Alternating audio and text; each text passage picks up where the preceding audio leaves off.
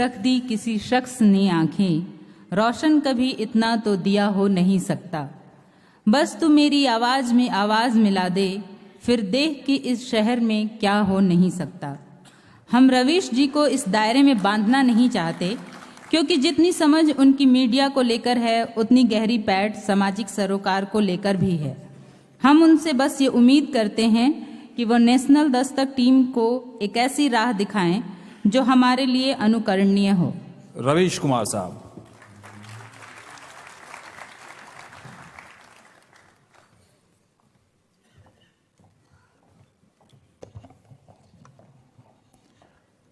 शुक्रिया आप सभी का जो मुझसे पहले बोल रहे थे।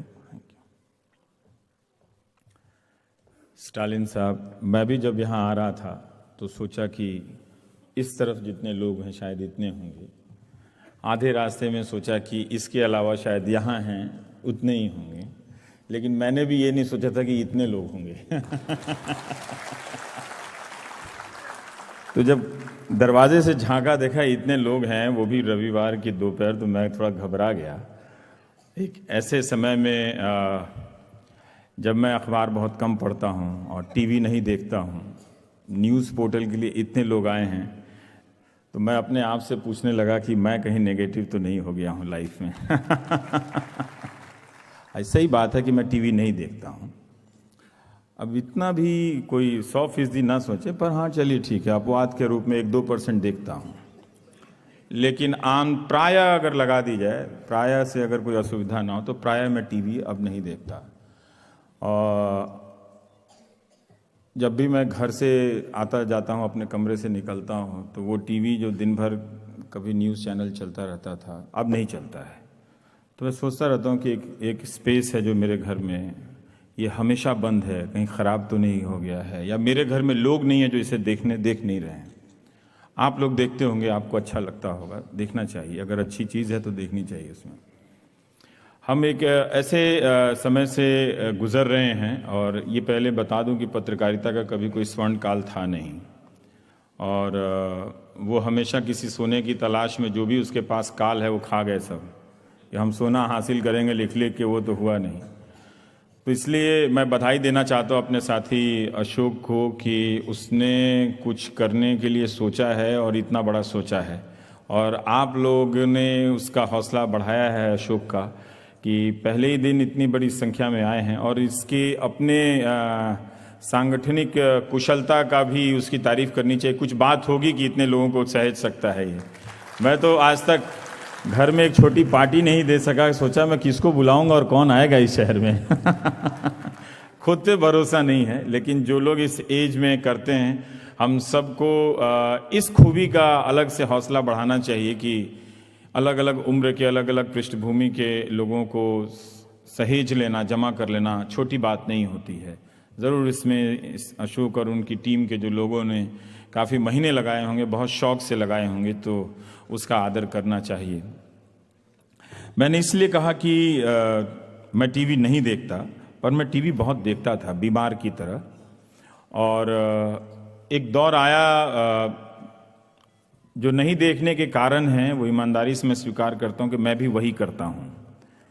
एक दौर आया कि जब धीरे धीरे टेलीविज़न से रिपोर्टिंग समाप्त की जाने लगी, और हो गई अपने अपने कारणों से, और उसके नतीजे में ये हो रहा था कि सारी जो हकीकत है सोसाइटी की, वो अब 4 लोगों तक है, और वो 4 लोग जो भेजे जाते हैं वो कुछ बातों की राजनीतिक समझ रखते होंगे, लेकिन रिपोर्टिंग से जो देश भर से जो चीज़ें जमा की जाती हैं, इसमें अलग अलग मुद्दों पर आप लगातार जानते रहते हैं, वो अब बंद हो गया है। हाँ या ना में सवाल दे दीजिए तो ग्रे एरिया का स्कोप खत्म हो गया है। अगर आप हाँ या ना में सवाल नहीं देते, तो ये जनमत बनाने के नाम पर जो जनमत की मौत हुई है, उसकी हत्या हुई है, तो उसी के शोक में मैं टीवी नहीं देखता हूँ। हालांकि जो दुनिया में बनाना चाहता था वो भले मैं नहीं बना पाया, लेकिन मैं चाहता हूँ कि जो भी जितना प्रयास कर रहा है और जिस दिन तक वो अगर बना ले, तो उसका हौसला ज़रूर बढ़ाना चाहिए। हम सबको इस बात को ध्यान से देखना चाहिए। मैं आपसे भी पूछना चाहता हूं कि आप टीवी क्यों देखते हैं, आप अखबार क्यों पढ़ते हैं, मतलब क्या जानकर कल से क्या बेहतर हो गए। चीजें तो वहीं पहुंच रही हैं कि आप अगर आज ये दंगा है तो 84 का भी दंगे की बात करो तो सब हर घटना की पृष्ठभूमि 20 साल पहले की तो है। तो इसमें इस बंटवारे में इज इक्वल टू में इससे हमारी हमारे और आपके भीतर का नजरिया क्या नया हो रहा है। तो हमारी जो भीतर की बेचैनियां हैं वो इसे मार दी जा रही हैं और मर गई हैं। हम सब बेचैन लोग अब नहीं हैं। आप सब भी एक ठहरे और एक तरह से ठहर चुके लोग हैं, लेकिन उन बेचैनियों को कुरेदने की जो लिखने की बात है, जो बोलने की बात है, वो अब लगभग समाप्त हो गई है। और वो इसलिए भी कि आप कोई भी टेलीविजन खोलिए वही आदमी है। मैं समझता हूँ, मैं हैरान हूँ उस एंकर की क्षमता पे भी और उन 4 प्रवक्ताओं के भी कि इतने जल्दी से ये भारत के सभी विषयों पर कैसे बोल लेते हैं और कैसे अंतिम सवाल पूछ लेते हैं। तो ये मैं बदल नहीं सकता, क्योंकि गमे रोजगार की एक नियति है, वो आपके पास भी वो मेरे पास भी, मैं कर रहा हूँ। लेकिन मैं आपको बता दे रहा हूँ कि मैं बहुत श्रद्धा की नजर से नहीं देखता कि आप टीवी देखते हैं। मैं यही पूछता हूं कि ये कौन लोग हैं जो टीवी देख रहे हैं और क्यों देख रहे हैं। मेरा तो एक कारण है कि मेरा तो रोजगार है, आपका क्या कारण है मुझे ये समझ में नहीं आया और इस बात से मैं पागल हुए जा रहा हूं। जो आदमी जिसकी हर सांस टीवी से चलती है, उसके घर में अगर टीवी नहीं चलता है, क्या वो सिर्फ दुखी हो गया है? इतना दुखी इंसान तो नहीं हूं मैं, इतना दुखी इंसान नहीं हूं। तो पत्रकारिता जो है वो एक प्रदर्शन का विकल्प बनकर रह गई है। तो आप भी लगभग, और उस प्रदर्शन का विकल्प बनने का लाभार्थी मैं हूं, इसमें कोई दम नहीं है, कि इसमें गलत बात नहीं है। क्योंकि जब एक पत्रकार सेलिब्रिटी बनता है तो निश्चित रूप से वो पत्रकार अब धीरे धीरे लोगों की नज़र में नहीं रह जाता है। बहुत जल्दी आप देखेंगे कि मैं साबुन के ऐड में आ रहा हूं। क्या करेंगे? जब पत्रकारिता का काम बंद हो जाएगा तो साबुन का विज्ञापन कर लेंगे, फिर क्या कर सकते हैं। इतने सारे संत लोग साबुन बनाने लगे हैं, तो किस दिन पत्रकार का भी साबुन नहा लो भाई। मेरे साबुन से नहाने में आपको क्या दिक्कत है? मैं च्यवनप्राश बनाऊंगा, मेरा च्यवनप्राश खाना आपको कोई प्रॉब्लम है क्या? इतने लोगों का च्यवनप्राश आपने खा लिया, मेरा भी खाइए। अगर मेरे लिखने से अगर कुछ नहीं हुआ तो मेरे च्यवनप्राश से आपकी सेहत अच्छी हो जाए, कम से कम मरते दम तक ये तो सुकून रहेगा। कुछ लोगों को तो अच्छा कर गया मैं, किसी को तो मैं अच्छा करके जाऊं दुनिया में। तो वो दुनिया जो हम बनाना चाहते थे वो जरूर कुछ बेहतर हुई होगी। सबको, हम सब चाहते हैं, आप अपने तरीके की दुनिया चाहते हैं, हम अपने तरीके की दुनिया चाहते हैं कि कुछ बेहतर हो जाए आने वाले कल से। लेकिन एक मोड़ पे पहुंच के देखते हैं कि अरे यार ये तो कुछ हुआ ही नहीं, बल्कि कुछ बदला नहीं। चीजें आ गई हैं, गैजेट्स आ गए हैं, साधन आ गए हैं, माध्यम आ गए हैं, और वो जो सवाल, जो तल्ख सवाल है, उनके पूछने की प्रक्रिया समाप्त हो गई है। मैं चाहता हूं कि अब पत्रकारों को ऑफिशियली रिकॉग्नाइज कर देना चाहिए कि ये इस पार्टी के पत्रकार हैं, ताकि वो दुविधा खत्म हो जाए। और वो ठीक है, मतलब कई लोग मुझसे कहते हैं, तो मैंने कहा आप चिंता मत करो, मैं इस समाज की हकीकत को ना जड़ से जानता हूं। जिस दिन दलाली करनी होगी बोल के कर लूंगा। मैं गंगा में डूबने नहीं जाऊंगा, मैं बोल के करूंगा कि मैं फॉर्च्यूनर लाया हूं इतना बड़ा, करता हूं उसकी दलाली। मैं किसी शर्म से नहीं, जब इतने सारे लोग जब शर्म से नहीं डूब के मरे, तो शर्म के डूब के मरने की जिम्मेदारी या शर्म को, उसकी इज्जत बचाने की जिम्मेदारी मेरी थोड़ी है कि मैं शर्म की नाक बचाने के लिए खुद डूब के मर जाऊं। नहीं तो इस शर्म का लिहाज कोई कल को नहीं करेगा कोई।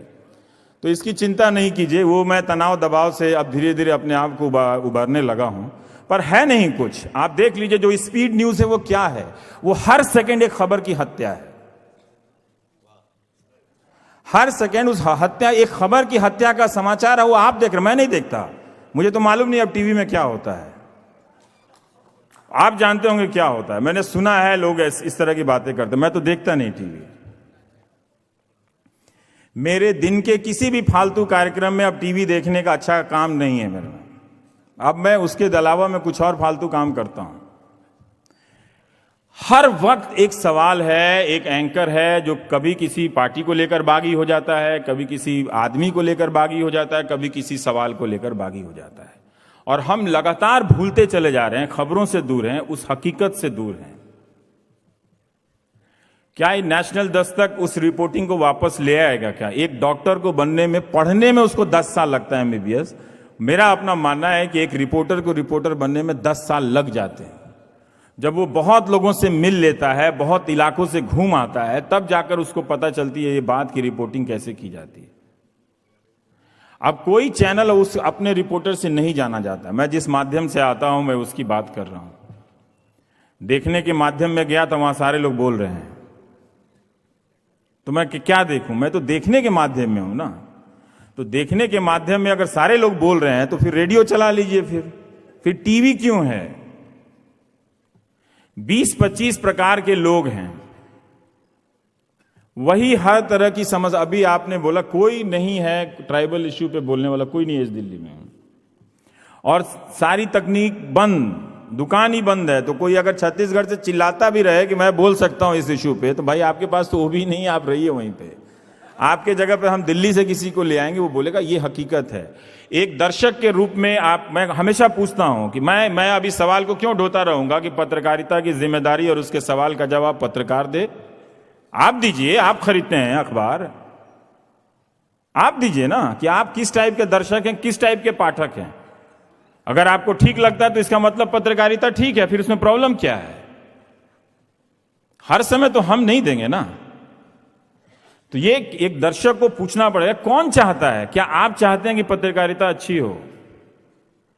तो फिर आप इस बात के लिए आप मेरे लिए भी लड़ेंगे ना, कि ऐसा थोड़ी होगा मुझे इस्तीफा देके हीरो नहीं बनना है। कहां कहां तक देते रहेंगे इस्तीफा? आपकी भी जिम्मेदारी है कि आप मेरी रक्षा तो कीजिए। आप वही अखबार खरीदे जा रहे हैं, वही टेलीविजन चैनल देखे जा रहे हैं, कहीं कुछ आप बदलने के लिए तैयार नहीं है, और हम इस भ्रम में बागी हुए जा रहे हैं कि हम आपको बदल रहे हैं। तो आप बदलेंगे नहीं। एक सवाल आपने पूछा स्टालिन साहब कि क्या कोई फर्क पड़ना चाहिए? मुझे लगता है कि अगर बातों से, घटनाओं से अगर फर्क नहीं पड़ता है तो आपको कम से कम पत्रकार तो नहीं होना चाहिए था। मैं दादरी गया था, और सही है कि हर घटना पे उतना आप विचलित नहीं होते हैं, हर बात पे उस तरह से विचलित नहीं होते हैं। लेकिन जब मैं वहाँ से लौट के आ रहा था तो उस रास्ते से लौटते हुए बादलपुर चला गया मैं। वहाँ जो अंबेडकर की मूर्तियाँ बनी हुई हैं, लगी हुई हैं, तो किसी के घर से खड़ा होकर देखने लगा मैं। लेकिन फिर भी उस घटना की और उस दादरी गांव में जो मिल के जो बातों का असर हुआ, मैं गाड़ी में बैठते बैठते बहुत सीरियस बीमार पड़ गया। इतना बीमार पड़ा कि मैं ऑफिस नहीं गया। मुझे आमतौर पे मुझे पेट दर्द और उल्टी क्या चीज़ होती मुझे नहीं मालूम, इन सब का मुझे अनुभव नहीं है बिना च्यवनप्राश खाए। लेकिन मैं उल्टी हुई और घर जाकर मैं सोफे पे लेट गया। मुझे लगा कि सबसे बीमार आदमी मैं ही हूँ। मैं ऑफिस नहीं गया। उसके बाद से मेरे कई दोस्त मुझे फ़ोन करके डांटने लगे कि तुमने कोई ठेका ले रखा है। मैंने कोई ठेका नहीं ले रखा। वहाँ 50 लोग मेरे अलावा और भी गए थे, और वो लोग भी रिपोर्टिंग कर रहे थे। मैं भी अपने आज के दिन के लिए ही रिपोर्टिंग करने के लिए गया था कि मुझे वो बहस नहीं करनी थी। लेकिन अगर आप अपने समाज के भीतर की असहिष्णुता को देखकर विचलित नहीं होते हैं, उससे प्रभावित नहीं होते हैं, इसका मतलब आप में कुछ गड़बड़ी है। आप कम से कम योगा तो ज़रूर कर लीजिए आप, और अगर कुछ नहीं कर सकते हैं तो आप में कुछ तो कमियां हैं।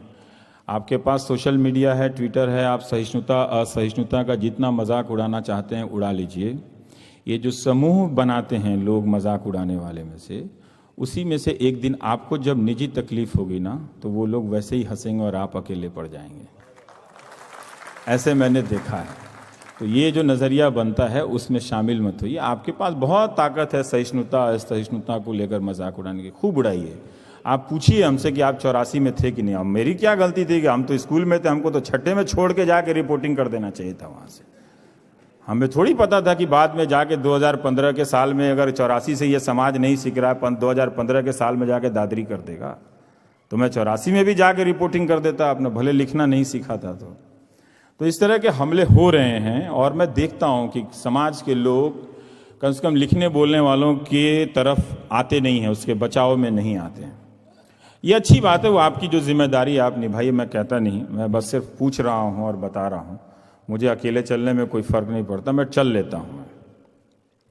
इन गुमनामियों से कोई डर नहीं लगता है। जो शोहरत है उसे आनी जानी है, वो कोई मकान तो है नहीं कि हम बना लेंगे, और मकान भी बना लीजिएगा तो क्या पता कपार के ऊपर से फ्लाईओवर बन जाएगा, कोई दूसरी रफ्तार से गाड़ी जाएगा, तो कुछ भी अस्थायी तो नहीं है। लेकिन सर फ़र्क पड़ता है। कुछ चीज़ें हैं जहां मैं समझौता नहीं कर सकता। अगर मैं वहां समझौता कर लिया तो मुझे सचमुच फॉर्च्यूनर खरीदने के उपायों के बारे में जल्दी सोचना चाहिए, क्योंकि वो गाड़ी बनी है, उसका भी सुख भोग लेना चाहिए अगर आप में इतना है तो।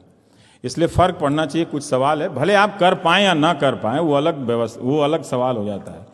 लेकिन फर्क ही नहीं पड़ता कि आपके शहर में किसी को घेर के मार दिया जाता है, आपके शहर में किसी को इस बात के लिए ढेला मार दिया जाता है कि वो एक ख़ास समाज से आता है और वो हेलमेट लगा के बारात लेके जाता है। इस तस्वीर को देख के अगर हमारा देश का समाज विचलित नहीं होता है तो मुझे बहुत तकलीफ़ है उस समाज से, मुझे उस समाज से कोई सहानुभूति नहीं है। मुझे समझ में नहीं आता मैं और क्या करूं कि इसको छेड़ दूं मैं, क्या ये जहां बैठा है उसके सीट में मैं कांटे बिछा दूं, क्या करूं मैं कि ये उछल के नाचने लगे। किसी को ये बात क्यों सामान्य लगती है कि अचानक ऐसी खबरें आती हैं और वो गायब हो जाती हैं। तो ये कुछ ऐसे पहलू हैं जहां ये ऑब्जेक्टिविटी का ढिंढोरा या ढोंग करने की कोई ज़रूरत नहीं है। ऑब्जेक्टिविटी एक बेहतर समाज के बनाने के लिए ही होती है, और इस तरह की नाइंसाफ़ियों को देखकर आप अगर छोड़ दें इस ऑब्जेक्टिविटी जो आजकल सोशल मीडिया बना रहा है कि उससे पहले की किसी घटना में आपने नहीं कहा था, नहीं लिखा था, इसलिए इसका सवाल नहीं उठा सकते हैं, ये बात बहुत बेतुकी है और ये धमकाने वाली बात है कि आज ये जो सवाल उठा रहे हो मत उठाओ। तो बहुत सारे लोगों को धमकाया जा रहा है, बहुत सारे लोगों को तरह तरीके से धमकाया जा रहा है। आप अपनी अपनी राजनीतिक निष्ठाओं का सेवन करते रहिए, उस संडे से जो मुर्गी निकलेगी उससे अपना व्यापार बढ़ा लीजिएगा, लेकिन ये जो आप नुकसान कर रहे हैं दरअसल अपना बचाव नहीं कर रहे हैं। मौत एक दिन किसी आदमी की होगी। तो ये सहिष्णुता असहिष्णुता ये सब जो घेरा घेरी हो रही है ये इसलिए हो रही है कि हमने एक जनमत का ऐसा प्लेटफॉर्म बनाया है कि जहाँ सिर्फ शोरगुल है, मारो मारो की आवाज़ आती है। आप किसी भी टेलीविजन कोई कलाकार होता तो वो इंस्टॉलेशन आर्टिस्ट होता तो ऐसा ही बनाता, वो हर डिबेट शो से वो मारो मारो की आवाज़ आती है, तुम चोरो तुम चोरो तुम चोरो। तार्किकता बौद्धिकता ये सब चीजें कहाँ चली गई? ये तो उसका काम था वो करने के लिए। हर जटिल घटना को एक सिंपल सवालों में बदल के आप वो 5 लोग आ जाते हैं, उसी में फैटाफैटी कर लेते हैं, बातें खत्म हो जाती हैं। तो वो रिपोर्टिंग का एक जो विकल्प है वो पत्रकारिता का तो विकल्प नहीं है, आपकी शाम को मनोरंजक बनाने के लिए है। अभी मैं कहीं था तो एक महिला ने कहा कि नाइट टाइम टेलीविज़न में अगर फाइट नहीं होता है तो otherwise I would be feeding my kids. तो ये एक तबका है जो ऐसा सोचता है। मुझे मालूम नहीं कि आप ऐसा सोचते हैं कि नहीं सोचते हैं कि नाइट टाइम में कुछ फाइट हुआ कि नहीं हुआ, मज़ा आया कि नहीं आया। तो मज़ा ले लीजिए, वो मौत का कुआं में आप देख लीजिएगा फिर, लेकिन गिरेंगे जब ऊपर से आप तो फिर आपके ऊपर भी वो गाड़ी वैसे ही चल जाएगी, जो मौत का कुआं वाला जो चला रहा होता है। तो एक दर्शक के नाते और एक पाठक के नाते अपनी जवाबदेही को समझिए। हम तो नहीं समझ रहे हैं और हमारा जो पेशा उसका कुछ होना जाना है नहीं, वो वैसे ही चलेगा। उसमें कुछ कुछ विकल्प बनते रहेंगे, नदियाँ झील और तालाब इस तरह का निर्माण होता रहेगा और लोग आएंगे पत्रकारिता करेंगे ज़रूर, लेकिन जो बड़े प्लेटफॉर्म है वो वैसे ही चलेंगे। बीच में कभी कभी वो इंसाफ की लड़ाई लड़ लेंगे और इससे उनकी विश्वसनीयता बहाल हो जाएगी और फिर वैसे चलेगा। आज न्यूज़ रूम में पार्टियों को लेकर रिपोर्टरों में झगड़ा होने लगा है। बाहर जाइए तो रिपोर्टर एक दूसरे से बात नहीं करता है, वो कहता है वो उसका सपोर्टर है, वो उसका सपोर्टर है, उससे बात मत करो। ये बहुत ही दुखद स्थिति है। इससे ना काम करने वाली ये जो पार्टियां हैं या तो एक ऐसा स्वर्ग रच कर हमें दे देती कि हमें पत्रकारिता की ज़रूरत ही नहीं पड़ती फिर। तो ये चीज़ें हो रही हैं, इस चीज़ को कोई दूर कर सकता है? मुझे नहीं लगता है कि अब ये दूर होने वाला है, क्योंकि ये बहुत बातें गहरी बैठ गई हैं। तो दुखद है, क्या किया जा सकता है? पर ये है, ये आपको पता होना चाहिए कि किसी को जलाने और किसी को दुखाने के लिए खबर लिखी जा रही है, उस खबर की खोज नहीं हो रही है कि क्या करना है। और ये एक, चाहे इसके जो भी कारण हो, मैं कारण से नहीं जानता, पर नीयत नहीं है उसका क्या कीजिए। मुझे इसका ज़्यादा दुख है, नीयत नहीं है, किसी को अफसोस नहीं है, किसी रिपोर्टर को इस बात का दुख नहीं है कि वो दिन भर ऑफिस में बैठा हुआ है और वो कहीं जा नहीं रहा है, वो कहीं बेहतर रिपोर्टर नहीं बन रहा। किसी को किसी बात का दुख नहीं है, ये बात आप जान जाइएगा। कि अगर आप सोच रहे हो कि बहुत जवाबदेही से मीडिया चल रहा है तो आप देखते रहिएगा। मैं तो देखता नहीं तो मुझे मालूम नहीं, लेकिन मैं उम्मीद ज़रूर करूँगा कि नेशनल दस्तक नए लोगों की टीम है, वो थोड़ा इन सब चीज़ों को ना देखे, वो समाज को देखे, अपनी गलियों में जाए, लोगों से मिले, उन अधिकारियों से मिले जो जवाबदेह हैं, उनसे बात करे और उन खबरों को लिखे। वरना ये गूगल से निकाल के उसी दही का सब मट्ठा और एक मट्ठे का एक ही तरह से पचरंगा अचार की तरह बिक रहा है। आप चले जाइए जहाँ पचरंगा अचार बिकता है वो सब का एक ही ब्रांड है। वैसे ही न्यूज़ चैनल हो गए हैं 2500, लेकिन काम सब एक ही कर रहे हैं। तो वो इस तरह से, इसका मतलब है कि वो अपनी उसकी उपयोगिता समाप्त हो चुकी है टेलीविज़न की। अब कभी उसका पुनर्जीवन होगा तो ज़रूर वो देखने लायक होगा, पर मेरे हिसाब से तो नहीं देखने लायक है। तो बेहतर है कि अशोक इस रिपोर्टिंग को थोड़ा सा वापस लाने की कोशिश करें। पर उन्हें देखना पड़ेगा कि ये जो पाठक समाज है कि वो उसमें दिलचस्पी ले रहा है कि नहीं ले रहा है। नहीं तो ये एल्गोरिथम के जरिए जो ऐसी खबरें जो ऊपर टॉप पे आती हैं और उनको वायरल बनाया जाता है या वायरल बनने के लायक होती हैं, वो भी वही ट्रेंड है जो टेलीविजन में ये ओपिनियन शो का ट्रेंड है। बहुत कम टेलीविजन में मुझे लगता है कि रिपोर्टिंग के कार्यक्रम रह गए, बहुत कम, और वो भी सारा स्क्रिप्ट का कमाल है, शब्दों का कमाल है। जो लोग साहित्यकार नहीं बन पाए उनकी अच्छी भाषा का कमाल है। तो वो संवेदनशीलता पैदा नहीं हो पा रही है, तो इसलिए हम इतने हिंसक समाज में बदलते जा रहे हैं और ये हम बना रहे हैं और आप भी शौक से बन रहे हैं। तो ये एक संकट की स्थिति नहीं है, ये मैं कोई संकट बयां नहीं कर रहा हूं, मैं ये बता रहा हूं कि इसमें सब कोई खुश है, सब कोई गदगद है, इसमें किसी को किसी से ऐतराज नहीं है, सब प्रसन्न है कि ऐसा है और ये बढ़िया है, ये अच्छा चल रहा है। कभी लाल हो जाता है रंग बदल के, कभी पीला हो जाता है, सब खुश हैं इसमें।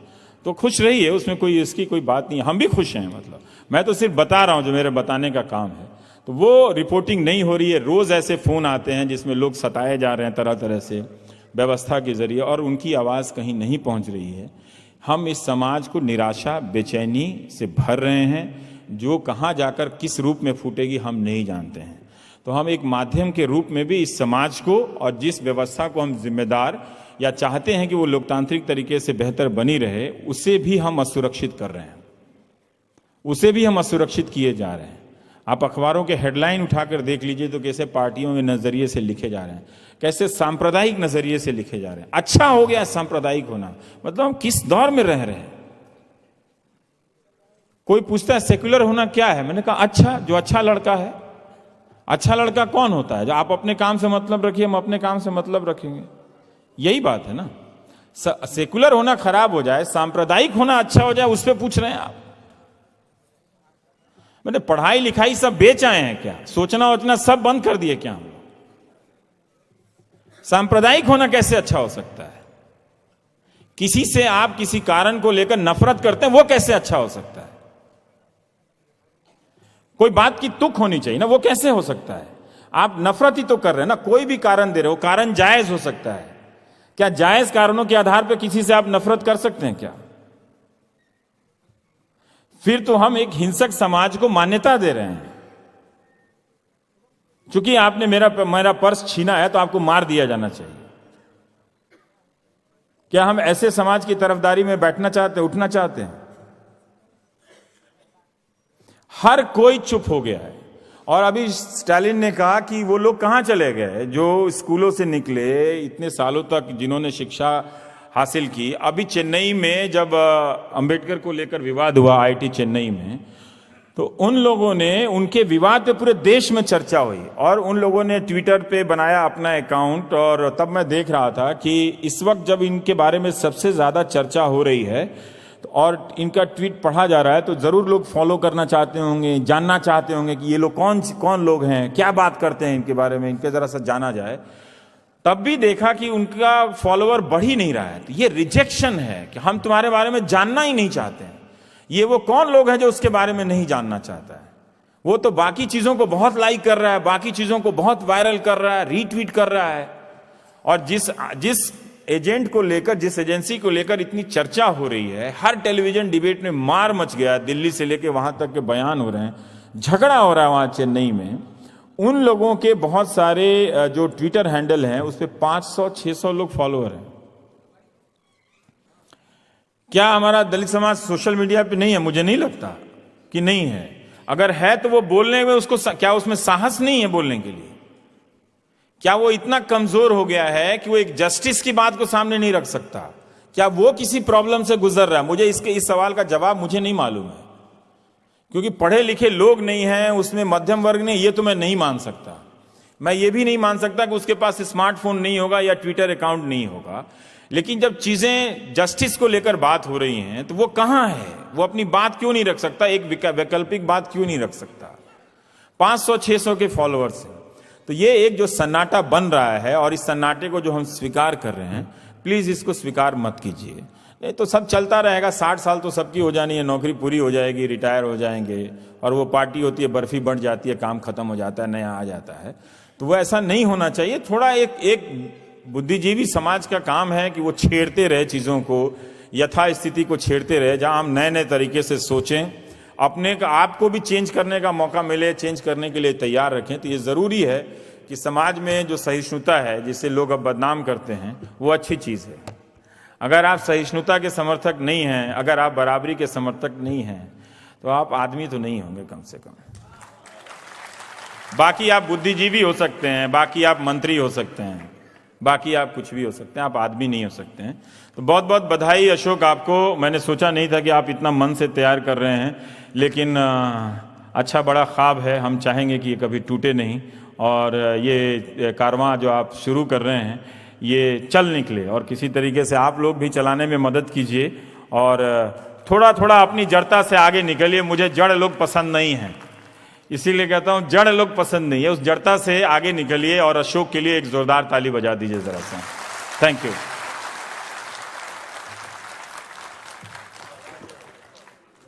शुक्रिया रवीश कुमार साहब। बहुत सारी बातों पर आपने रोशनी डाली।